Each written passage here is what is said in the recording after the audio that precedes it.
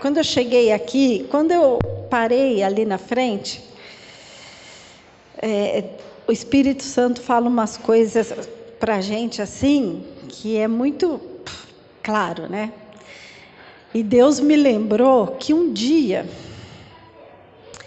eu conversando com Ele, prometi que toda vez que eu conhecesse novos irmãos e entrasse numa igreja pela primeira vez, eu ia contar uma história. E Ele me lembrou justamente ali. Então, todo tema, toda pregação que está aqui preparada, a gente conversa um outro dia e a gente faz o que Deus lembrou a gente de fazer, né? E é por isso que nessa manhã eu gostaria de contar uma história para vocês de uma mãe. Uma história de uma mãe que mudou a vida dela, da sua família para sempre. Antes, porém, eu gostaria de convidar os irmãos que nós curvássemos a nossa fronte mais uma vez e orássemos a Deus. Querido e amado Deus, nós vamos abrir a Tua palavra nesse momento. Que o mesmo Espírito que esteve com homens escolhidos por Ti para escrevê-la, esteja aqui com cada um de nós também, para que nós possamos entender o que o Senhor deseja para cada um nessa manhã e para que possamos também colocar em prática na nossa vida aquilo que aprendermos. Tudo nós te pedimos, agradecemos em nome do Senhor Jesus. Amém. Amém? Vamos lá. João, capítulo 16. João, capítulo 16. Nós vamos estudar um verso extremamente conhecido, mas é bom que a gente abra, leia mais uma vez e tente entender aqui o que Deus quer nos dizer. Está escrito, capítulo 16, verso 33. Tenho-vos dito isto, todos conseguiram? Conseguiram, né? Tenho-vos dito isto para que em mim tenhais paz. No mundo tereis aflições, mas tende bom ânimo, eu venci o mundo. Parece para mim, não sei se parece para vocês, quando lemos um texto desse, que Deus nos pede algo extremamente impossível. Porque Ele diz assim, olha, vocês vão ter aflições, mas tende bom ânimo. Que é isso? Não parece? A gente lê e fala assim, perfeito. Numa época em que a gente não tem aflição. Mas deixa uma aflição vir, para a gente ver se esse versículo aqui não se torna muito difícil. Ou praticamente, aos nossos olhos, impossível de ser verdadeiro. Tem aflição, ao mesmo tempo tem ânimo. Mas Deus é extremamente bondoso conosco. E quando Ele nos dá uma ordem, quando Ele nos pede algo, Ele nos dá também a receita de como conseguir aquilo. Primeiro que Ele fala assim, por quê? Porque eu venci o mundo. Tudo bem. Aí muitos, e o inimigo fica instigando a cabeça da gente a pensar assim, mas Jesus é Jesus, Ele venceu porque é Ele. Ele venceu porque, né? E tem uma série de pessoas, de grupos separados nesse mundo, que um acha que ele venceu porque tinha superpoderes, venceu porque tinha uma ajuda que a gente não tem, e essas coisas mais. Mas tem um trecho da Bíblia em que ele dá uma receita quase, se não por completa. Vamos lá? De como ter bom ânimo em meio à aflição. Filipenses. Filipenses capítulo 4. Ele vem e nos mostra a receita de como ter bom ânimo em meio à aflição.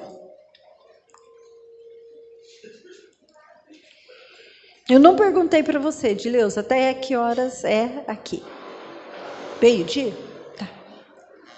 Então, capítulo 4, a partir do verso 6. E a gente vai ponto a ponto aqui para ver se a gente entende qual é a receita para a gente ter o bom ânimo em meio à aflição.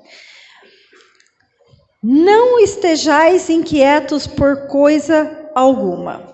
Parece que pede mais alguma coisa, né? Primeiro é não, tem de bom ânimo e agora não ficar inquieto. Quando você tem algum problema, como é que é a sua noite, o seu dia? Não é de inquietude? Não é de, o que será que vai acontecer? O que, vai ser do dia de amanhã, das próximas horas? Deus vem falando assim, não estejais inquietos por coisa alguma. E aí ele já dá a resposta de como conseguir. Antes, as vossas petições sejam em tudo conhecidas diante de Deus pela oração e súplicas. E com o quê? Ações de graça. Vem aí a primeira receita. Deus nos fala assim: conta tudo para mim. Conta, suplica, chora, implora, tudo mesmo. Mas não esqueça de colocar nas suas orações ações de graça. Por quê? Porque você precisa se lembrar do que eu já fiz, do que eu tenho feito na sua vida. Isso vai fazer com que você se acalme. Isso vai fazer que você relembre o poder que tem o teu Deus. Isso vai fazer você se lembrar de coisas talvez que na época eram assim consideradas por você a pior coisa da vida, o pior momento que você estava passando, e você venceu comigo, nós fomos vitoriosos. Então essa vem sendo a primeira grande lição, o primeiro método para que possamos vencer as provações. Depois ele diz assim: a paz de Deus, que excede todo o entendimento, guardará os vossos corações e os vossos sentimentos em Cristo Jesus. Amém? Amém. Que paz é essa? Aquela que todo mundo fala para você que você não vai conseguir ter, porque excede qualquer entendimento. Aquilo que as pessoas falam assim: nossa, é impossível você estar tão seguro, é impossível você estar bem nessa hora. É essa paz que Deus está prometendo a cada um de nós. E agora vem a história. Eu falei para vocês que eu ia contar a história de uma mãe que exatamente aconteceu tudo isso na vida. No dia 25 de novembro de 1997, eu estava de 6 meses de gestação, né?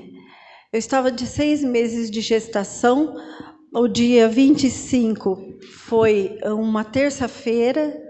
Na segunda-feira à noite, eu tinha ido num pequeno grupo. Vocês têm pequeno grupo aqui? Tem? Uma bênção, pequeno grupo. Uma bênção, pequeno grupo. Não é à toa que os pequenos grupos serão o grande método de evangelismo, o grande meio de nós nos firmarmos e nos juntarmos no final dos tempos. Eu tinha ido a um pequeno grupo. O professor daquele pequeno grupo era o nosso professor de escola sabatina. Tínhamos ido eu, meu marido e meu filho, e foi uma bênção, cantamos e fomos para casa. Na madrugada do dia 25, eu estava de 6 meses de gestação, eu passei mal em casa, e quando eu acordei, a cama estava toda molhada, e liguei para o médico explicando que ele falou, olha, a bolsa, né, a bolsa amniótica ali rompeu e você está perdendo todo o líquido, então você precisa ir urgente para um hospital. E nós fomos para o hospital onde nós tínhamos convênio, mas só o que aconteceu?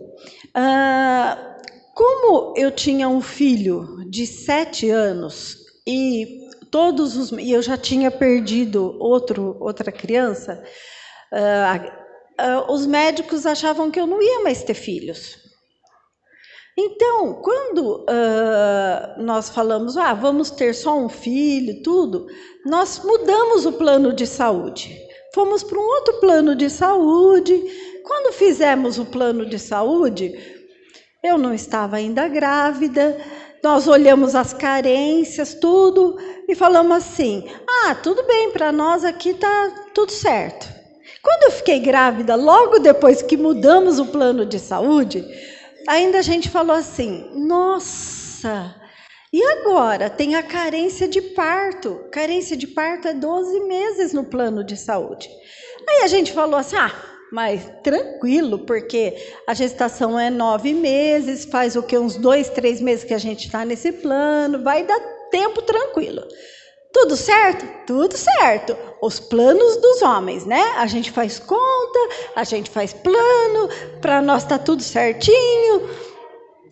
Só que quando a bolsa rompeu, eu estava de 6 meses. E nós chegamos no hospital, a médica falou, olha, isso aí é muito grave. Só que falta 9 dias para o plano de saúde poder atender vocês. E vocês vão ter que ir embora daqui. Aí nós perguntamos assim, 1997, quanto fica para a gente ficar aqui, né? Quanto a gente tem que pagar para ficar aqui e para poder ter o nenê aqui? Ela falou, olha, só de UTI, sem contar médico, sem contar remédio, sem nada, para o bebê é R$1.000 a diária. Aí a gente falou, não, né? Não tem condições. Não tem condições. Daí nós perguntamos, e para onde a gente pode ir? Ela falou, olha, está tendo um surto de um vírus, né? Uma bactéria, na verdade, em todas as UTIs neonatal de Campinas.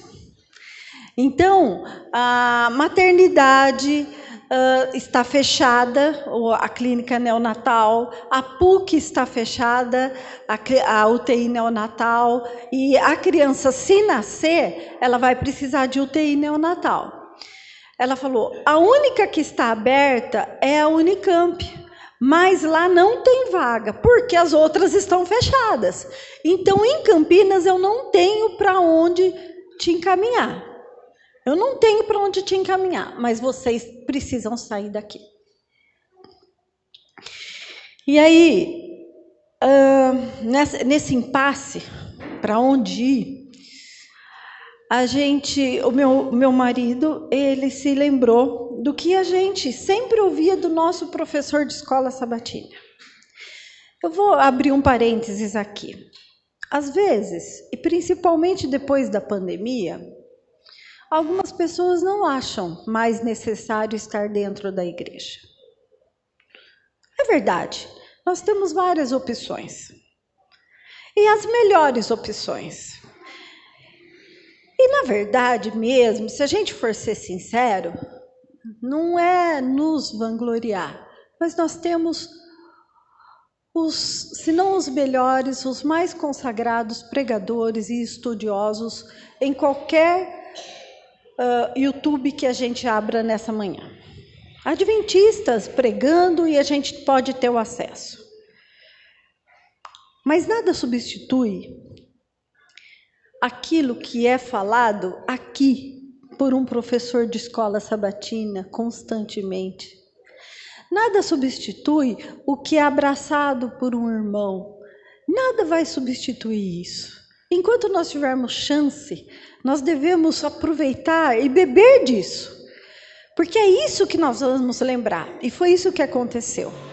Nós tínhamos, esqueci de falar para vocês, nós tínhamos 1 ano de batismo. Nós tínhamos 1 ano de batismo na igreja adventista.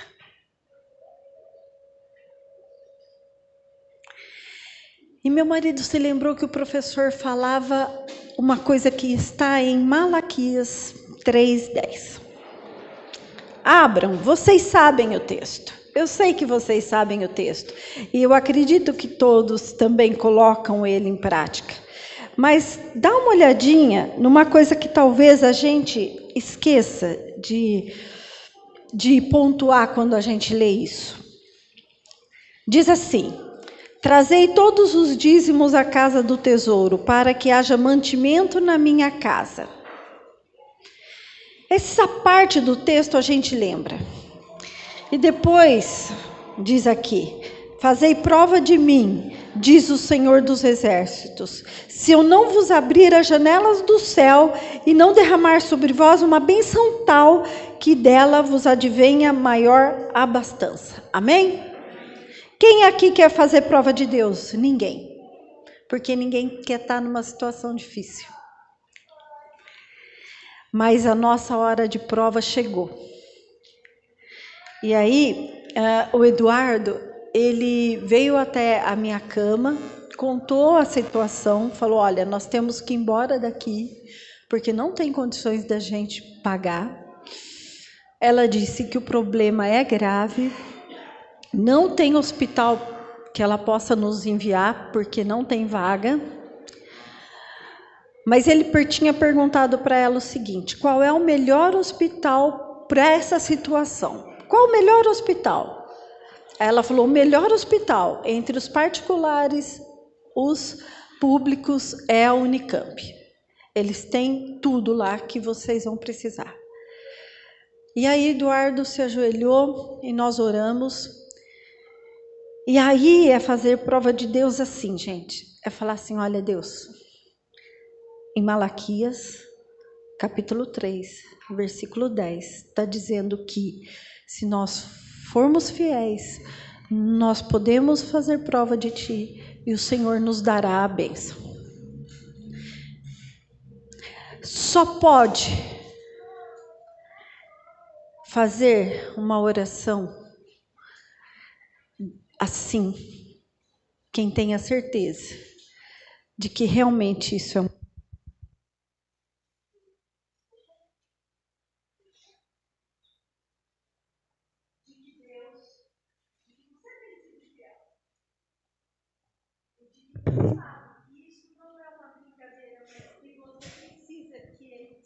abençoe naquela hora. Obrigada. Que você precisa que Ele te abençoe naquela hora.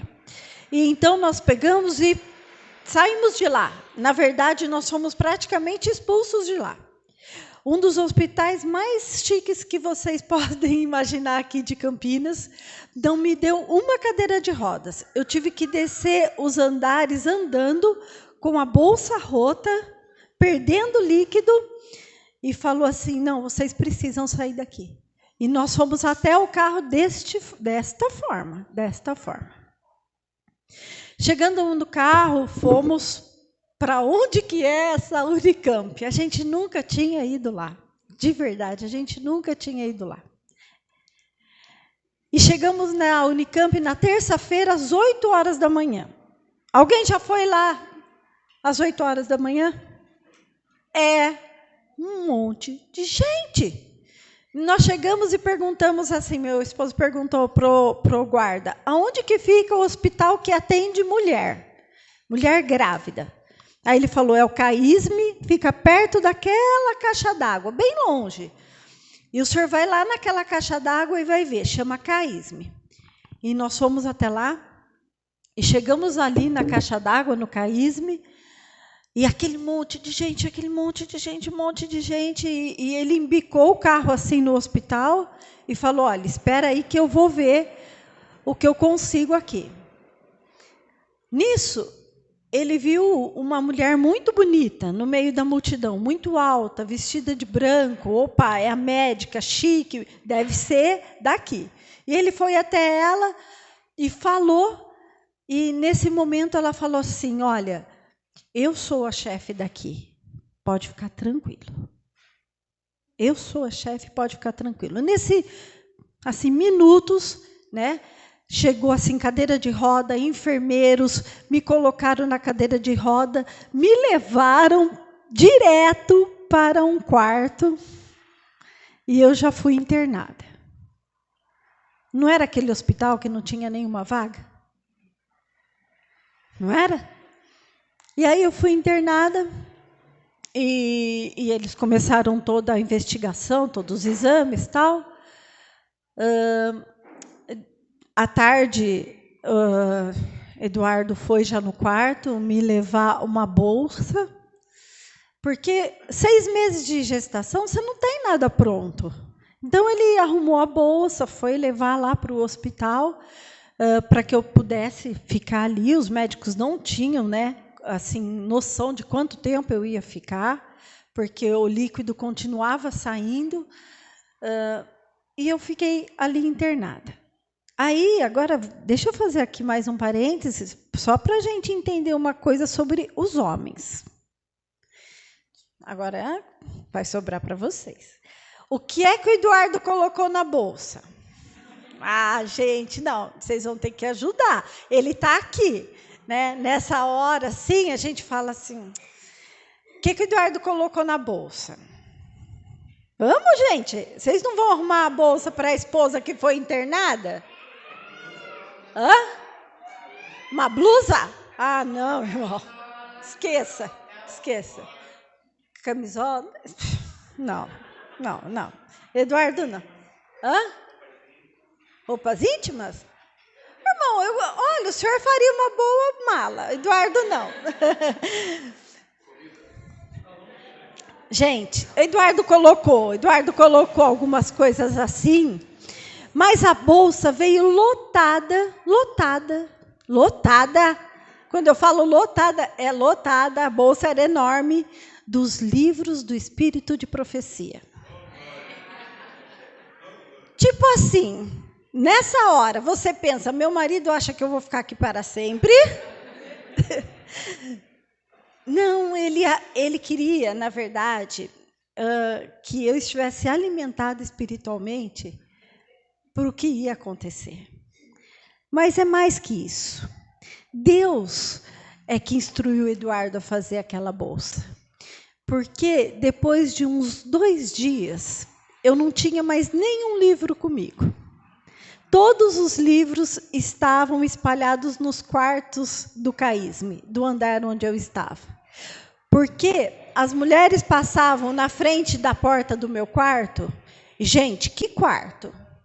Era eu e mais 2 pessoas internadas, um quarto enorme, mas eu via que quando elas passavam, elas falavam assim, aquela não pode levantar, aquela não pode nem se mexer, o caso dela é grave, não sei o quê, sabe? Eu via falando isso. Mas elas também vinham e falavam assim, um livro que está lá no meu quarto, que fala isso sobre Jesus, que fala aquilo sobre Jesus, é seu? Eu falava, tal, né? E a gente pôde conversar com algumas pessoas sobre a igreja. E nós estávamos ali, o pastor foi me visitar. Quando ele chegou, ele falou que esperava me encontrar desesperada, numa situação, sabe? Mas sabe, irmãos, eu estava colocando esse verso em prática. Mesmo talvez sem conhecer ele, eu estava entregando tudo nas mãos de Deus. Eu falava, olha Deus, o Senhor já conseguiu esse quarto, o Senhor é que está no comando, o Senhor vai... Sabe, eu estava entregando tudo nas mãos de Deus. E essa paz estava comigo. O pastor falava assim, nossa, mas você parece estar... E eu estava mesmo, confiante, confiando, né? E os dias se passaram. E depois de 5 dias, eles falaram assim, olha, você vai ter alta. você vai para casa, porque é muito perigoso ficar no hospital com bolsa rota, porque aí pega a infecção. Então, você vai para casa, você vai ficar deitada nos próximos 3 meses e depois você volta para ter o bebê. Se não acontecer nada nesses 3 meses. Eu esqueci de contar uma coisa para vocês. Um dia eu estava orando na minha cama e a moça que estava internada na minha frente olhou para mim e falou assim: "O que você está fazendo?" Aí eu falei para ela: "Eu estou orando." Aí ela falou assim: "Mas você não está de véu. E você também não está ajoelhada. Como que você pode estar orando se você não está de véu e você não está ajoelhada?" Aí eu expliquei para ela, eu falei: "Mas não precisa. Eu estou falando com o meu Deus, Ele sabe que nessas condições eu não posso estar ajoelhada. A indicação é para eu ficar deitada." Aí, gente, ela começou a chorar, porque ela falou assim: "Mas eu queria tanto orar, mas não me trouxeram o véu, e eu não consigo, nesses dias todos, falar com Deus, porque esqueceram de trazer o meu véu." Eu falei: "Mas você pode falar com Deus. Fala com Deus, ora ao seu Deus." E, gente, ela chorava, porque ela falava assim: "Mas eu tenho tanta vontade de orar, mas eu não posso." As coisas que colocam na vida das pessoas. Bom, naquele momento da alta, eu não contei para os médicos. E aí vem bem a calhar nesse negócio de Dia das Mães. Mãe se acha poderosa. A gente se acha. Sabe? Eu não contei para os médicos que eu já estava com dor para ter o bebê. Eu falei: eu vou para casa, eu seguro as dores, e quanto mais a criança ficar, melhor é, né? A gente se acha mesmo. E eu fui para casa uma sexta-feira à tarde, e eu retornei à Unicamp no sábado ao meio-dia, já com muitas dores, e o maior problema, aí eu já apresentava febre. Então, eu já havia pegado a infecção.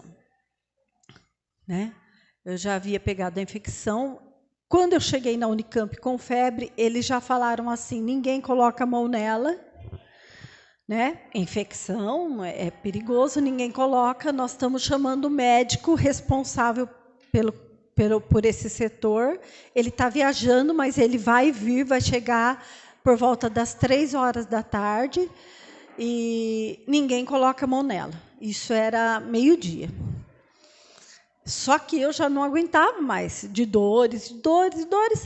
Isso foi se arrastando, e o médico não chegava, e eles falaram: olha, atrasou a viagem dele, ele chega por volta das 4h30, 5h, mas ninguém coloca a mão nela, deixa ela deitada aí num cantinho do pronto-socorro, não coloca, que a infecção se espalha.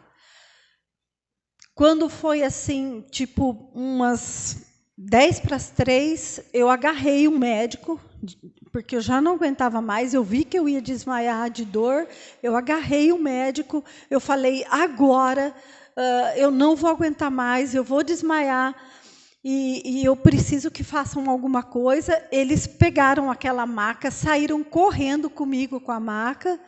Eu me lembro só de passar assim pelo saguão, e Eduardo estava no saguão e pergunta para eles alguma coisa, eles falam: não dá mais tempo, não dá mais tempo. Aí eles correram comigo, falou assim: segura a dor, e aí eu dou uma entrada num dos centros cirúrgicos lá da UTI neonatal, e o bebê nasce. Né? E nessa hora que o bebê nasce, eu perguntei para a médica, eu falei assim: o que é, né? E a médica falou assim para mim, com essas palavras, ela falou assim: olha, não fique feliz, porque um bebê nessas condições, ele não sobrevive, né? É muito difícil, então não fique feliz. E ela não me falou o que era, e o bebê sumiu assim da sala, com o médico já. Eu comecei a cantar. Por isso que eu falei para vocês, é importante estar na igreja. É importante cantar os hinos desde o primeiro. Eu comecei a cantar bem junto a Cristo. E eu cantava assim, minto. Eu cantei, tudo entregarei. Eu cantei assim, tudo entregarei, tudo entregarei. Sim, a ti, Jesus bendito, tudo entregarei. E eu cantei em voz alta, lá naquele centro cirúrgico. E nisso que eu cantei a música, e fiz uma oração e falei para Deus assim, olha, Deus, a gente tem uns negócios de doido. Falei, se o senhor não puder estar comigo e com o bebê, por favor, me deixa aqui sozinha e vai com o nenê. É coisa mesmo de mãe. Sabe uns negócios assim de, né? Aí, nisso, entrou um médico e a médica falou assim, você é louco? O que você está fazendo com esse bebê aqui? E aí o médico falou assim para ela, ele falou assim, por incrível que pareça, esse bebezinho não precisou de respirador e eu trouxe para a mãe ver. E aí eles me puseram assim, no braço. Gente do céu, 830 gramas. 830 gramas. O rostinho é assim, não tem cabelinho, mas tinha uma sobrancelhinha assim. Eu achei a coisa mais linda do mundo. Eu achei a coisa mais linda do mundo. Era a menina, né? Era a minha menina.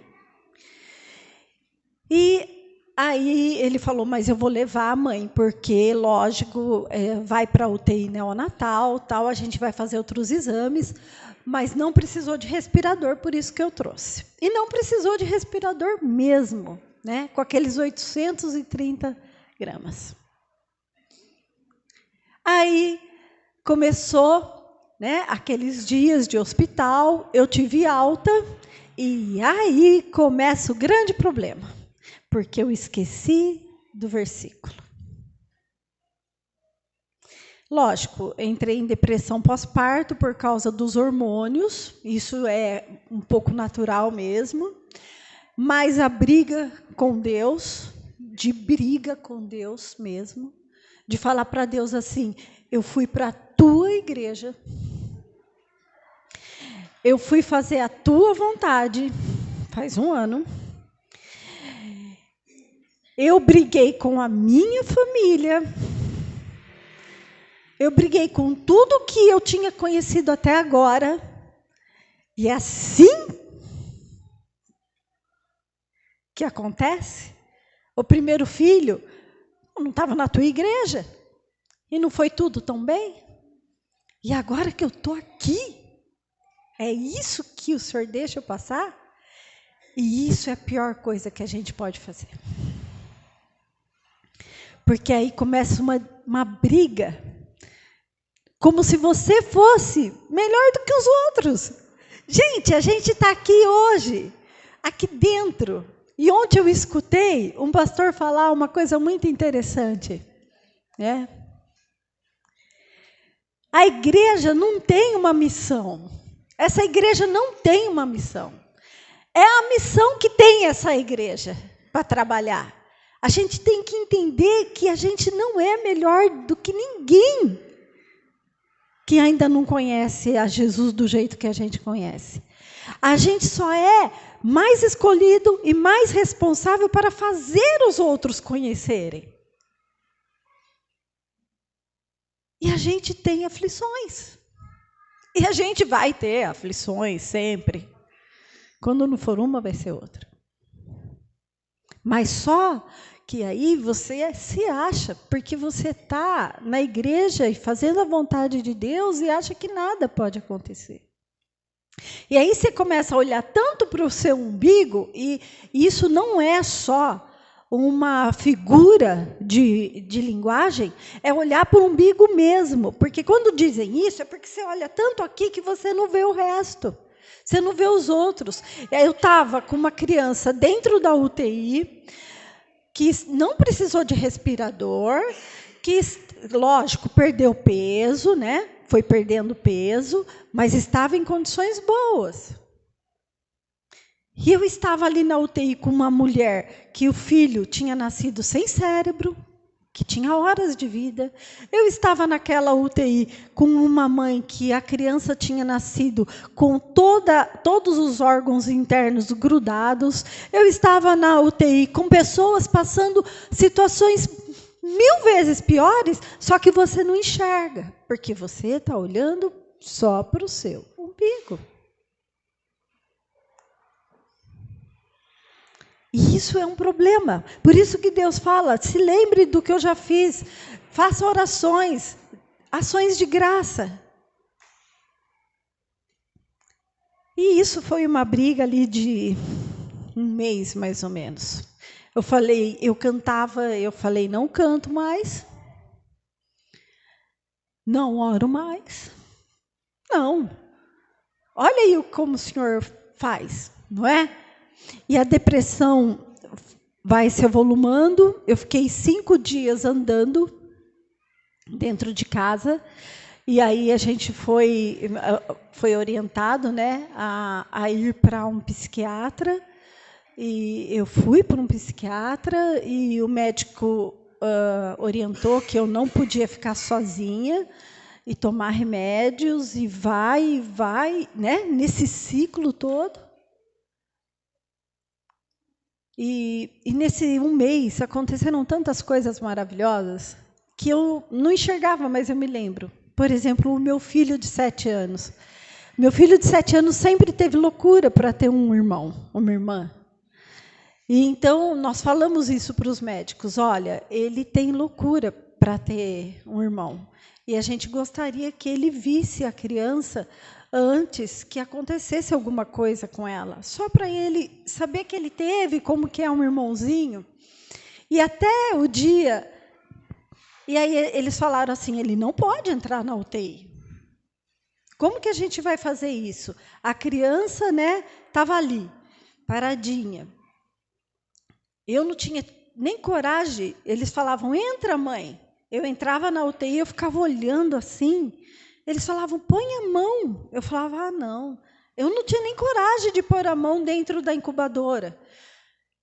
Porque eu falava assim, eu não acredito que minha filha era para ser perfeita, era para ter nascido em tempo bom, com peso bom. Eu não acredito. E aí falaram, bom, vamos trazer esse menino aqui, só que antes ele tem que passar por uma psicóloga. E ele passou sozinho pela psicóloga. Quando acabou a consulta com a psicóloga saiu de lá de dentro e perguntou para mim e para o meu marido assim, por que esse menino conta tudo em sábado? Tipo assim, assustada, por que ele conta tudo em sábado? A minha irmã vai ficar aqui 9 sábados, mais ou menos, porque no sábado... Ela falou, por que ele tudo é sábado? E nós tivemos a oportunidade de explicar para aquela psicóloga sobre a nossa igreja, sobre a importância do sábado na nossa vida, na vida da nossa família. Sabem, coisas maravilhosas, Deus usando pessoas. Tinha uma senhora que teve o bebê também com problemas de Pirassununga, que leu um dos livros e começou a conversar conosco, né, sobre a igreja tal. A menininha dela foi apresentada numa igreja nossa em Pirassununga. Ela foi para a igreja em Pirassununga, infelizmente o bebê dela faleceu pouco tempo depois da apresentação. Então, coisas maravilhosas foram acontecendo naqueles meses ali. Deus foi usando. Até que um dia eu estava sozinha em casa. Eduardo precisou voltar a trabalhar e o Bruno teve que voltar para as aulas, né? E eu estava sozinha em casa e na hora do almoço, eu chorando, eu fui até o pé da cama ali, me ajoelhei e voltei a falar com Deus. E aí, sinceramente, irmãos, eu não mentiria para vocês, eu sentia como se Deus estivesse passando a mão na minha cabeça e falando assim, ó, eu sempre estive aqui. Você que não queria conversar comigo, mas eu sempre estive aqui. E aí as coisas foram melhorando, né? Melhorando, eu fui melhorando da crise, a menina foi pegando, era uma festa quando a gente ligava de manhã no hospital e falava assim, ela engordou 60 gramas. Ela engordou 30 gramas. Aí a gente ia fazer as contas, né? Até chegar nos 2 quilos, que eles tinham prometido para a gente que ela ia ter alta com 2 quilos. Um dia nós estávamos na UTI, ela tinha tido 38 paradas respiratórias.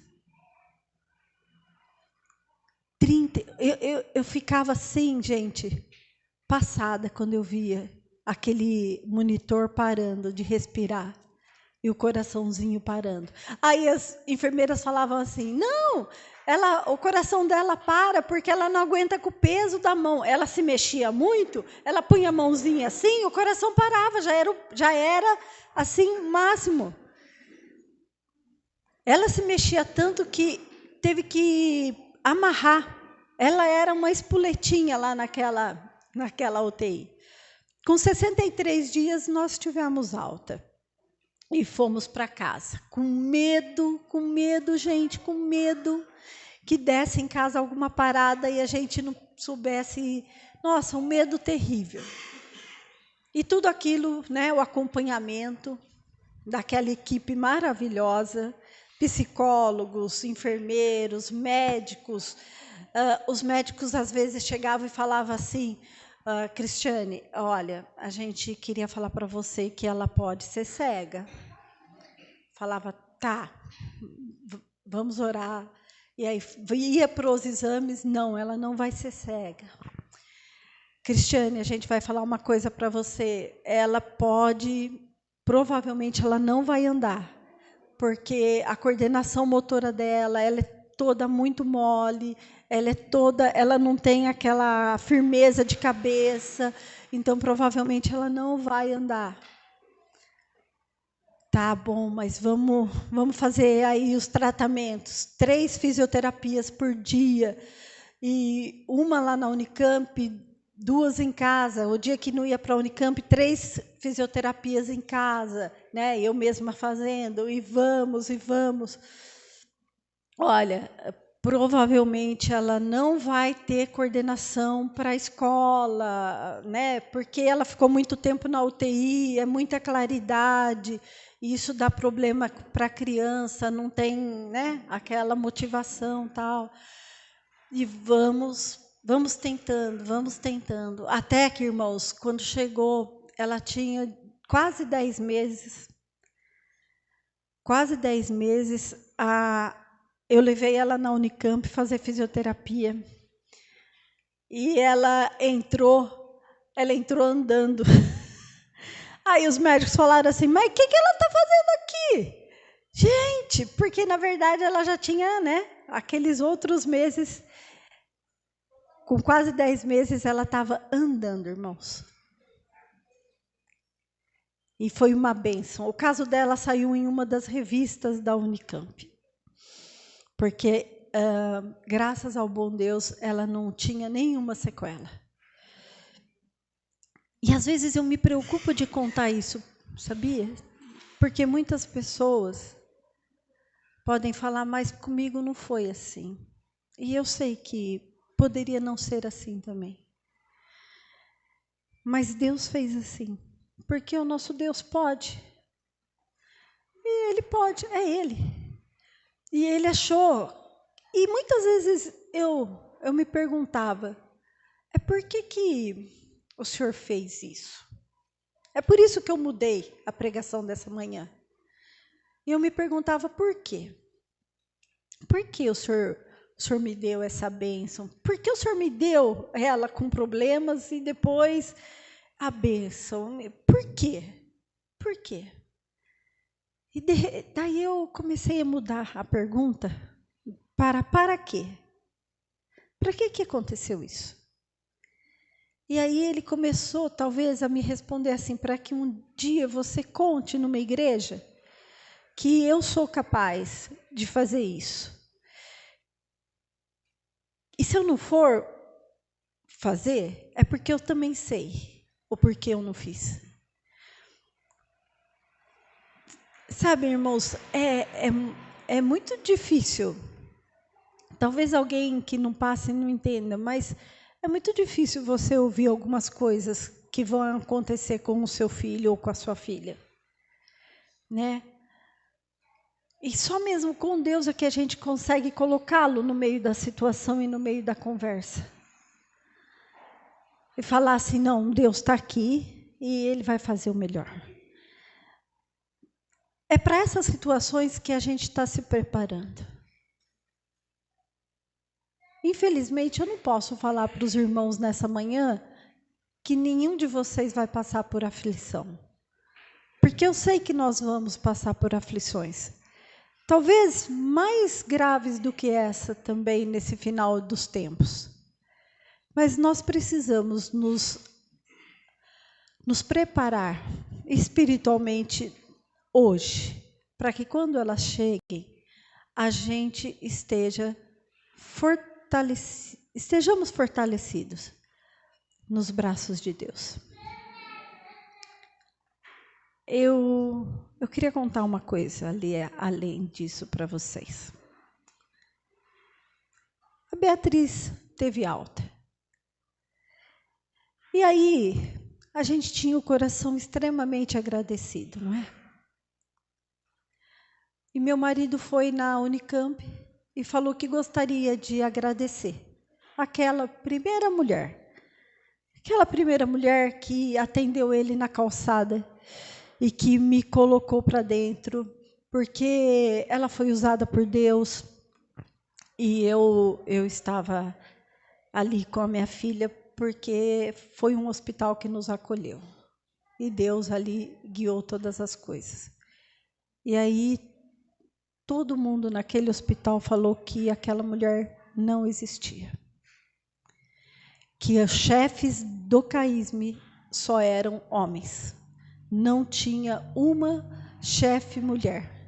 E que não existia uma mulher morena, alta, vestida daquele jeito no CAISM. Ele foi em todas as partes daquele hospital e ela não existia. Não sei se eu e ele pensamos que é um anjo colocado em nossas vidas, nós pensamos. E nós acreditamos que Deus tem os seus anjos trabalhando por nós nesse mundo. Queria apresentar para vocês, no final dessa pregação, a Beatriz. Pode colocar para mim. A Beatriz fez 25 anos em novembro, ela é advogada. Ela se casou amanhã, faz 15 dias. Foi, eu acho que o dia mais feliz da nossa vida, né, Prê? Foi o dia mais feliz da nossa vida.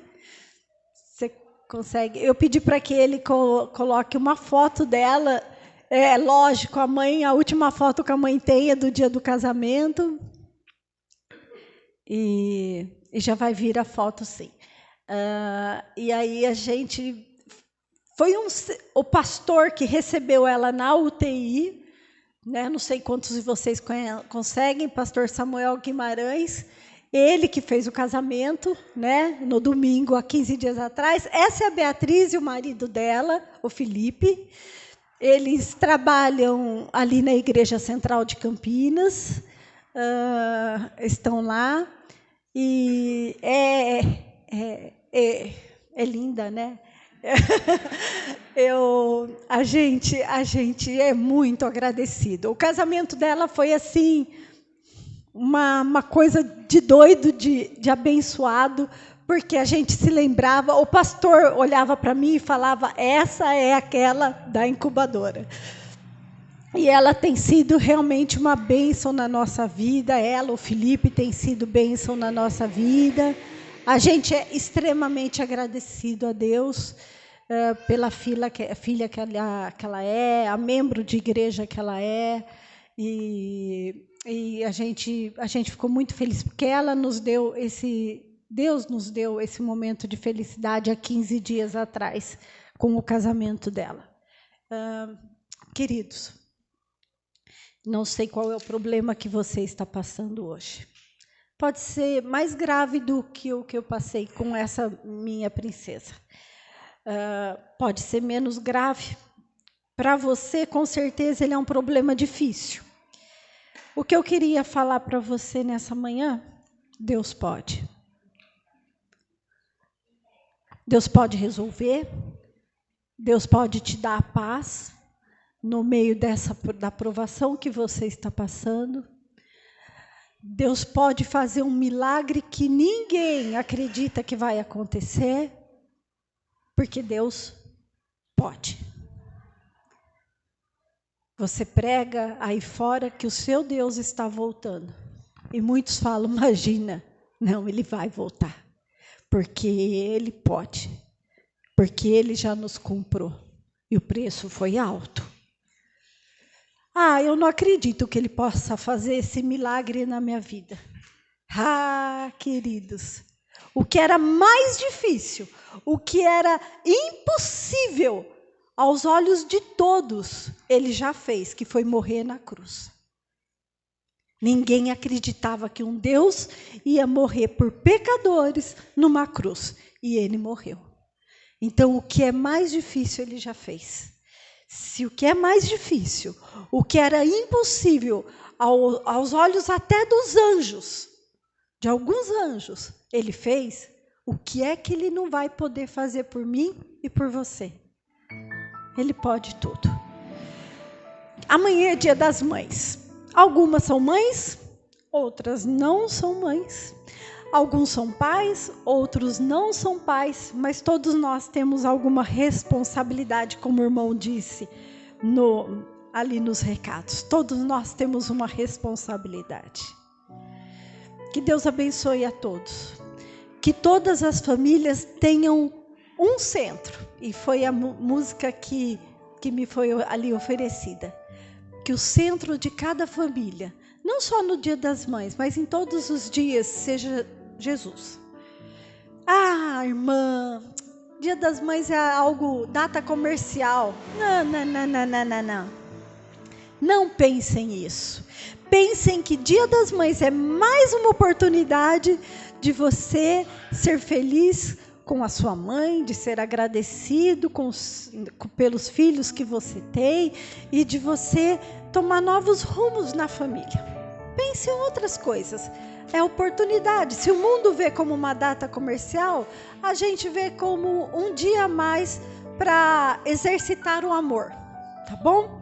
Um bom dia para vocês amanhã. Deus as abençoe a todas e dê sabedoria a todas para guiar os filhos. E que os filhos de vocês possam dar muitas alegrias para vocês. Viu? Vamos cantar? Vamos cantar? Não? É ela que vai cantar? Então tá bom. Ela vai trazer a mensagem musical e depois a gente faz a oração.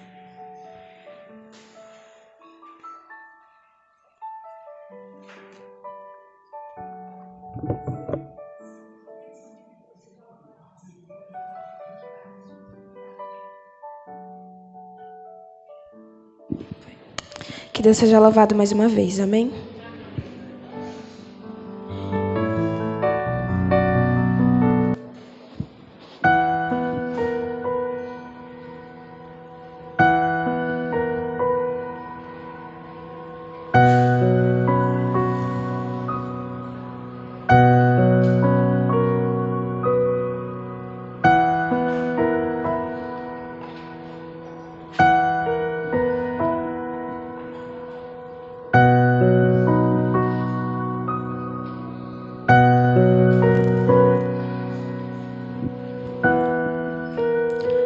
Sonho com o dia em que a dor não existirá.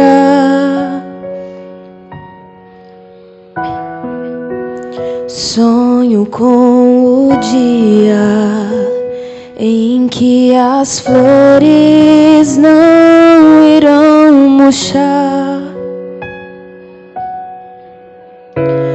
Eu preciso encontrar um lugar onde a paz reinará. Lá será o meu lar. Eu vou viver num lugar de amor. Eu vou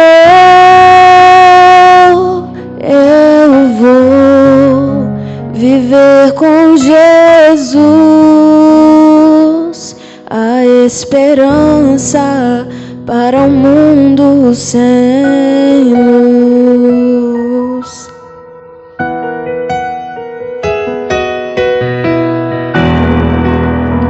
Vou rever amigos que se foram sem dizer adeus.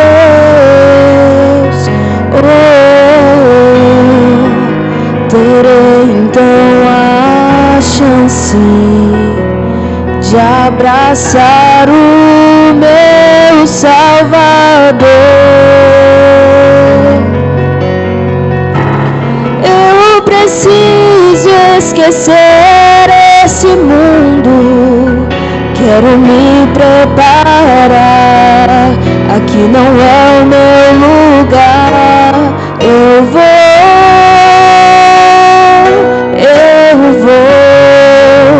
viver num lugar de amor.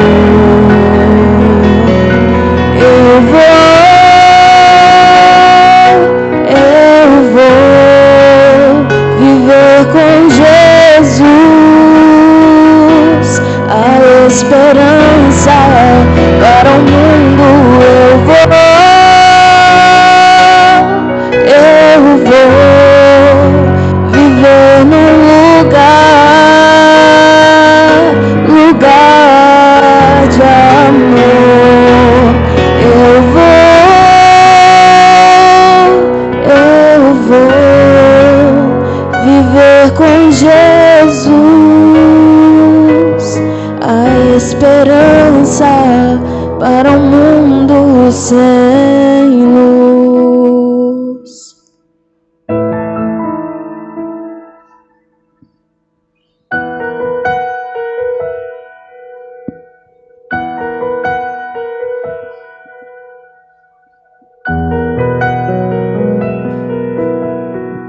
Amém.